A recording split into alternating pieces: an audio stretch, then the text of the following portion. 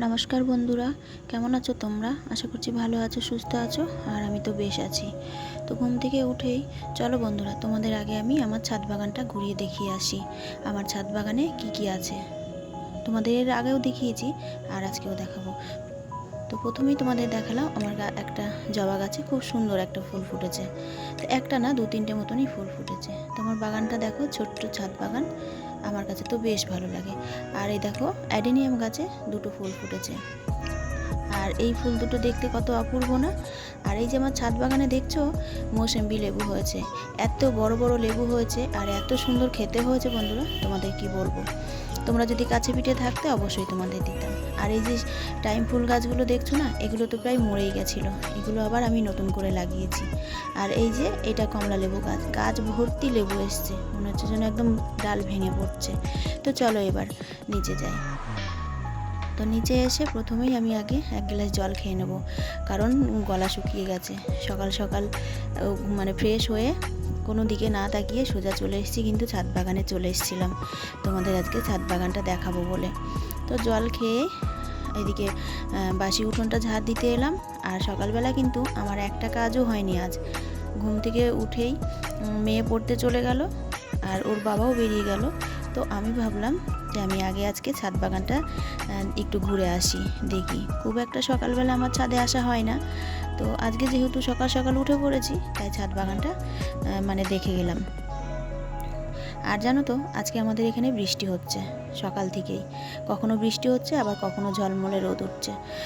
তো যাই হোক, এদিকে দেখো উঠোন ঝাড় দিচ্ছি, আর ওই যে কুকুরটা শুয়ে আছে, ও কিছুতেই উঠলো না। তো আমার বাড়ির সামনে এরা মানে 4টে ভাই বোন থাকে, দুটো ভাই আছে, দুটো বোন আর ওর মা, 5টা কুকুর থাকে। মাঝে মাঝে দেখবে আমি এদের জন্য কিন্তু খাবার বসাই, এদেরকে আমার প্রত্যেকটা দিনই খেতে দিতে হয়। তো যাই হোক, এদিকে উঠোন ঝাড় দিয়ে এবার ঘর ঝাড় দিয়ে নেব। ওই যে বললাম না, বাসি কাজ কিছুই করা হয়নি আজকে। আর আজকে কিন্তু শনিবার, তাই শনিবার মানে রান্নাবান্নাও আছে। আর আজ তো নিরামিষ, সব কিছু ধুয়ে মেজে পরিষ্কার করে রেখেই এসেছি রান্নাঘরে। এবার শুধু দুপুরে রান্নাটা করা বাকি। সকালে রান্নাবান্না সেমন কিছুই নেই, আজকে সবাই কাঁঠাল দিয়ে মুড়ি খাবে, যার জন্য আর রান্নাবান্নার দিকে অতটা মানে সকালে রান্নাবান্নার দিকে অতটা চাপ নেই। তো ঘর ঝাড় দেওয়ার সাথে সাথে আজকে সিঁড়িটাও ঝাড় দিয়ে নিচ্ছি। আজকে শুধু সিঁড়িটা ঝাড়ই দেবো, মুছবো না, কারণ প্রত্যেকটা দিন মোছাও যায় না। আর যেহেতু বৃষ্টি হচ্ছে, তো এই যে দেখো সিঁড়ি ঝাড় দিয়ে এবার চলে এলাম রান্নাঘরে। মেয়ে পড়ে বাড়ি চলে এসছে, তাই ভাবলাম এবার মা মেয়ে মিলে চা খেয়ে নিই। ওদিকে ছেলেও উঠে পড়েছে, ও ব্রাশ করছে, তাই 3 মাইজি একসাথে চা খেয়ে নেবো। এদিকে মেয়ের যে সকালের যে খাবার, দুটো করে খেজুর দেওয়া হয় আর 4টে করে বাদাম দেওয়া হয়, আর সাথে চা বিস্কিট দিয়ে আসবো। আর ওর আবার আজকে কি বলতো, দুপুরে পড়া আছে, যার জন্য ও চলে গেল। পড়ে এসেই একটু ফ্রেশ হলো, হয়ে আবার চলে গেল পড়তে ওর রুমে। তো আমি ওখানেই যাব ওর চা বিস্কিটটা দিয়ে আসতে, আর আমিও খেয়ে নেব। আর ছেলেরটা ওখানে রেখে দেবো, ছেলে ব্রাশ করে এসে ও খেয়ে নেবে। আমার মেয়ের রুমে দিয়ে এলাম, ও পড়ছে ওখানে। আর আমি এখানে মেঝেতে বসে পড়েছি, কারণ এখানে কি বলতো, ওই ফ্যানটা ভীষণ জোরে চলছে, তো তাই ফ্যানের তলায় বসে পড়লাম। আর রান্নাঘরে না, সবসময় রান্নাঘরে এই টেবিলে বসে খেতেও কিন্তু ভালো লাগে না। তো চা খাওয়া হয়ে গেছে, এবার বাসি বিছনা তুলবো। বিছনাটাও আজকে তোলা হয়নি, তো বিছনা তুলতে লেগে পড়লাম। আর কি বলতো, বিছনা তোলার আগে ভাবলাম যে কাঠের এই ডিজাইনের এই খাজের মধ্যে যে ধুলো পড়েছে, এগুলো একটু হালকাভাবে আজকে মুছে নিই। মোছামুছি তো আজকে করবো না, তবু একটু মুছে নিয়ে বিছনাটা গুছিয়ে ফেলি। আর বাসি বিছনা মানে পড়ে থাকলে তো ভালো লাগে না, আর বিছনা গুছানো থাকলে মনে হয় যেন ঘরটাও গোছানো রয়েছে। তো ওই জন্য আগে বিছনাটা গুছিয়ে নিই।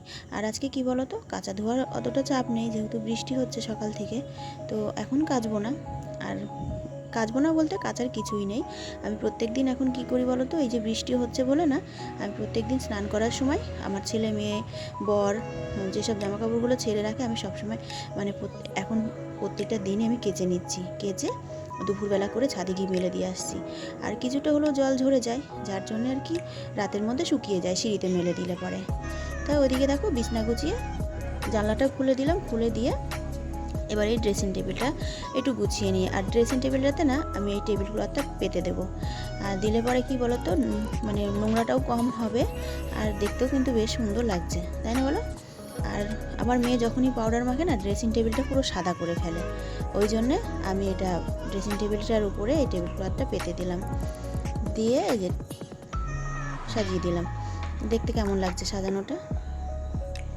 তো এদিকে কি বলো তো, এই যে ফুলটা না প্রত্যেক দিন ওই কাপড় দিয়ে মোছার থেকে আমার মনে হয় এই ছোট্ট ঝুল ঝাড়ুটা দিয়ে এই ঝাড়ুটা দিয়ে ঝাড়লে পরেই বেশি পরিষ্কার হয়। তো এদিকে এসে দেখি আলনাটার অবস্থা খুব খারাপ, আর কালকের যে জামা কাপড় কয়েকটা ছিল, তো সেই জামা কাপড়গুলো আমি ভাঁজ করে আলনায় রেখে দিচ্ছি। আর আমার বর তো দেখলাই তো কীভাবে রেখে দিয়েছিল। আসলে এটা না বেটা ছেলেদের একটা কাজ, ওরা তো আর ওদের তো আর গোছাতে হয় না, তাই ওইভাবে এলোমেলো করে সারাক্ষণ মানে রেখে দিলেই হয়ে গেল, যেমন সেমনভাবে রেখে দিলেই আর কি হয়ে গেল। তো যাই হোক, ওদিকে আমি আলনাটা গুছিয়ে নিলাম, সুন্দর করে গুছিয়ে এবার ঘর মোছার পালা। ঘর মুছে তারপরে যাব কিন্তু আজকে রান্নাঘরে। আর আজকে আমি রান্না করব, শনিবারের রান্না তো নিরামিষ, তো কী রান্না করবো আমি এখনও জানি না, তবে দেখি কি আছে তারপরে। আর এদিকে যে ঘর মুছে নিচ্ছি, আর মানে প্রত্যেকটা দিন জানো তো এই যে বৃষ্টি হচ্ছে তবু কিন্তু আমার ঘর মোছা বন্ধ নেই। অনেকে দেখি কি বৃষ্টি হলে ঘর মোছে না, বলেও বৃষ্টি হচ্ছে ঘর শুকাবে না, চ্যাটচ্যাট করে। তো আমি কিন্তু তা করি না, চ্যাটচ্যাট করুক আর যাই করুক, আমি কিন্তু ঘর প্রত্যেক দিনই মুছি, সে বৃষ্টি হোক বা যাই হোক না কেন আমি ঘর মুছবই। আর যদি বেশি রকম ময়লা হয়ে যায় আমি কিন্তু কখনো কখনো দুবারও ঘর মুছি, সকালে একবার মুছি আবার বিকালেও কিন্তু একবার মুছে ফেলি, কোনো দিন, প্রত্যেকটা দিন না, তবে কোনো দিন মুছে ফেলি। তো ঘর মোছা আমার প্রায় কমপ্লিট, এই ঘরটা মুছলেই আমার হয়ে যাবে। তো এই ঘর মোছা হয়ে গেলে মনে হয় এবার আমি রান্নাঘরে যাব। ওদিকে কিন্তু 9টার জলও চলে এসছে, আর আমার জলও কিন্তু ভর্তি করা হয়ে গেছে। সমস্ত কিছু ভরে ঘর দুয়ার মুছে কমপ্লিট করে সকালের বাসি কাজ আমার কমপ্লিট হলো। তো এবার যাবো রান্নাঘরে, তাই এবার চুলটাকে উঁচু করে একদম টিক্কির উপরে তুলে বাঁধবো, কারণ খুব বৃষ্টি হচ্ছে তো কী হচ্ছে, প্রচণ্ড গরম লাগে। আর রান্নাঘরে যেহেতু যাবো, ঘাড়ের কাছে চুল থাকলে তো একদমই বিরক্ত হন। তো যাই হোক, আমি ওদিকে কাজ করছিলাম, তখন আমার মানে পনির দিয়ে গেল। তাই আজকে আর কি করব, পনির রান্না করব, আর করব কলাইয়ের ডাল লাউ দিয়ে। শনিবার তো তাই নিরামিষ, লাউ দিয়ে কলাইয়ের ডাল, আর এদিকে পনিরের তরকারি করব, আর করব বেগুন ভাজা, আর আমার জন্য আলু ভাজা। যেহেতু আমি বেগুন ভাজা খাবো না, কারণ বেগুন ভাজা খেলেই আমার মানে মুখ সারা শরীর দিয়ে অ্যালার্জি বেরিয়ে যায়। তো আমার এই জন্য না আমি বেগুন একদমই খেতে পারি না, না বেগুন খেতে পারি না, কলাইয়ের ডাল না, অনেক কিছুই আমি খেতে পারি না। তো এই যে পনিরের মশলা দেবো কী বলো তো, কাজু বাদাম আর 4 মগজ দিলাম, আর একটা টমেটো কেটে দিলাম, আর দিলাম 1 চামচ পোস্ত। তো এটাকে পেস্ট করে নিলাম, মানে এই মশলাগুলো পেস্ট করলাম, আর 2 থেকে 3টে লঙ্কা দিয়ে দিলাম। দিয়ে এবার আমি পনিরটাকে লবণ আর হলুদ মাখিয়ে নেব। আর ওদিকে আমি কিন্তু কড়াই বসিয়ে দিয়েছি, কড়াইয়ে তেল দিয়ে তেল গরম হতে দিয়েছি। আর এবার আমি পনিরগুলোকে হালকা করে করে সব ভেজে নেব। আর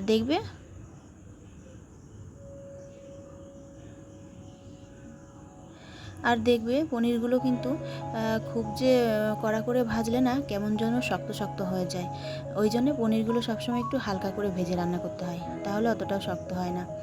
তাই যে পনিরগুলো সব ভেজে এবার আমি তেলের মধ্যে দিয়ে দিলাম গোটা গরম মশলা, দিয়ে যে মশলাটা পেস্ট করে রেখেছিলাম সেই মশলাটাই দিলাম। এবার যতক্ষণ আর কি কষিয়ে নেবো, ওই যে আমার মশলা কষা হয়ে গেছে, এবার সামান্য পরিমাণে জল দিয়ে দেবো, কারণ পনিরের ঝোল ঝোল রান্না করলে কিন্তু ভালো লাগে না দেখবে, ওই জন্যে আর কি সামান্য পরিমাণে জলটা দিলাম। আমার এদিকে কিন্তু মানে স্বাদ অনুযায়ী লবণ, তারপরে এগুলো সবই দেওয়া হয়েছে। আর এটা দিলাম আমি এখন চিনি, কারণ পনিরের তরকারিতে চিনি না দিলে কিন্তু সেই ভালো লাগে না খেতে।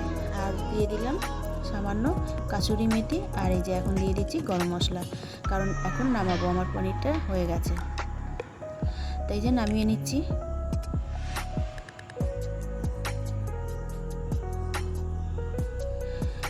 দেখো বন্ধুরা, আমার পনিরটা দেখতে কেমন হয়েছে, দেখতে কিন্তু বেশ সুন্দর হয়েছে আর খেতেও কিন্তু বেশ সুন্দরই হয়েছিল। তো যাই হোক, চলো পনির হয়ে গেছে। এবার এই যে বেগুন আর আলু ভাজা করে নেব। ওই যে বললাম বেগুন ভাজা আমি খাবো না, আলু, ওই জন্য আমার জন্য একটা গোল গোল করে আলু কেটে নিয়েছি আর গোল গোল করে আমার জন্য আলু ভাজবো আর বেগুন ভাজা, ওদের জন্য বেগুন ভাজা করব। এদিকে তেল গরম হয়ে গেছে, বেগুনগুলো সব মানে ভাজবো, বেগুন আলুগুলো সব ভেজে নেব। আর এদিকে কিন্তু স্নান করব, আবার জামা কাপড়গুলো ধুয়ে দেবো, মাঝে মাঝে তো রোদ বেরোচ্ছে ওই জন্যে। তো বেগুন ভাজা হয়ে গেছে, তো আমার রান্না বান্না হয়ে গেছে, একবার তোমাদের দেখিয়ে দিই। এই যে এর মধ্যে আলু ভাজা আছে আর বেগুন ভাজা আছে, আর হাঁড়িতে আছে ভাত, আর এদিকে আছে কলাইয়ের ডাল, লাউ দিয়ে যে কলাইয়ের ডাল করেছিলাম, লাউ দিয়ে কলাইয়ের ডাল।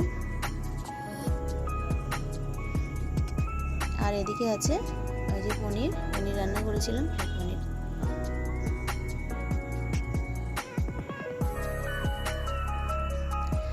তোমার রান্না বান্না সব কমপ্লিট হয়ে গেছে, এবার গ্যাসটা মুছবো, মুছে স্নান করতে যাব। ওই যে রান্নার শেষে যে কাজটা থেকে থাকে, গ্যাস মুছে স্নান করা। তো গ্যাস ভালো করে আজকে মানে স্কচ ব্রাইট দিয়ে ভালো করে ডলে ডলে নিলাম, কারণ ওই যে কলাই ডালের জল পড়েছিল একটু, তো তাই কেমন যেন আটকে আটকে ছিল, তাই জন্য স্কচ ব্রাইট দিয়ে ভালো করে ঘষে এই যে মুছে এবার যাব স্নান করতে। তো স্নান করা হয়ে গেছে, আবার এদিকে এক বালতি কেচেও নিয়েছি। তো এবার যাব ছাদে, চলো এবার ছাদে যাই। আসলে কি বলো তো, আমরা না রোদ দেখলে এই বৃষ্টির সময় না লোক সামলাতে পারি না, তাই ভাবি কি না মানে যেটুকুনি আছে ধুয়ে নিতে পারলেই ভালো, সেইটাই ভাবি আর কি।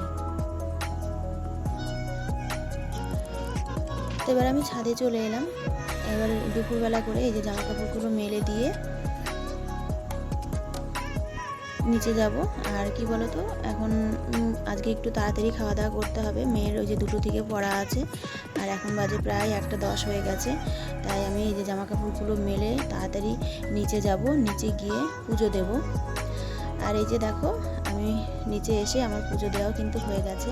আর এখানে কিছু ফুল আছে আমার গাছের, আর কিছু ফুল আমার একটা দিদি প্রত্যেকটা দিন দেয়। তো বন্ধুরা, ভিডিওটা আর বেশি বড় করব না, ভিডিওটা আমি আজকের মতন এখানেই শেষ করছি। তোমাদের আমার এই ভিডিওটা যদি কোথাও একটু ভালো লেগে থাকে তাহলে একটা লাইক করে দিও, আর কমেন্ট করে জানিও যে ভিডিওটা তোমাদের কেমন লেগেছে।